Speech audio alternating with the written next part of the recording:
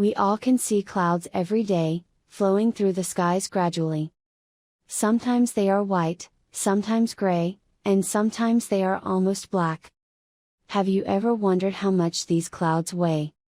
Or do they weigh something, as they just seem to float through the air and don't fall to the ground? Clouds actually do weigh something, as they are made up of very well-known physical substance, water, or to be more specific, very tiny water droplets. Each of these droplets is so small, that tens of them will need to come together, to make even a single raindrop. As you know, water definitely weighs something, because of this, clouds must also weigh something. So how much they weigh then? Do the different kind of cloud types have different weights, or do they all weigh the same? The weight of the cloud depends from the weight of the water droplets inside the cloud. Obviously, different type of clouds are different in sizes. Because of this, bigger clouds, as tall thunder clouds, or cumulonimbus clouds, if we use correct term, weigh definitely more than small fluffy cumulus clouds that we can see floating through the sunny skies.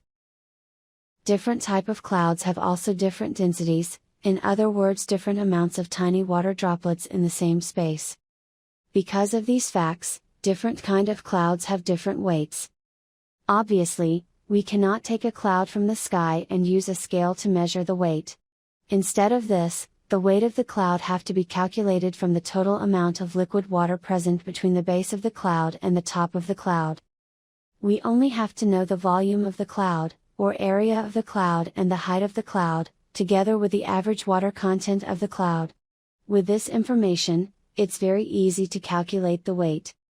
Average liquid water content of the cumulus and stratus clouds is about 0.25 to 0.3 grams per cubic meter.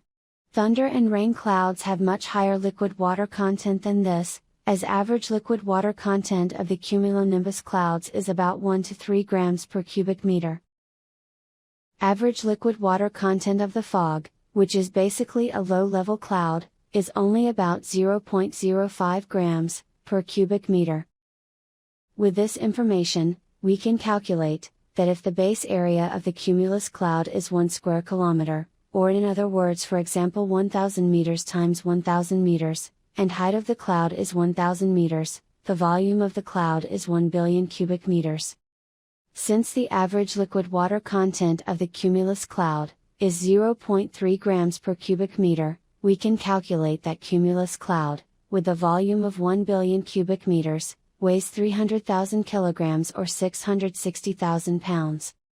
Smaller cumulus cloud, with a base area of 100 times 100 meters, and height of 100 meters weigh only about 300 kilograms. Thunder clouds can be much bigger. The average diameter of the thunderstorm is around 24 kilometers, or 15 miles. With this information, we can calculate that the average area of the thunderstorm is about 452 square kilometers or 452 million square meters. The height of the thunder cloud can easily be 10 kilometers. When area of the thunder cloud is 452 square kilometers and height 10 kilometers, and the average liquid water content 3 grams per cubic meter, we can calculate that this kind of cloud weighs staggering 13,560,000,000 kilograms, or 27 billion pounds. As you can see, weight of the cloud is greatly dependent from the size and type of the cloud. Lightest clouds weigh only a few kilograms, biggest millions of tons. Next time you stand below the thunder cloud, you will understand better just how much water there is floating above your head.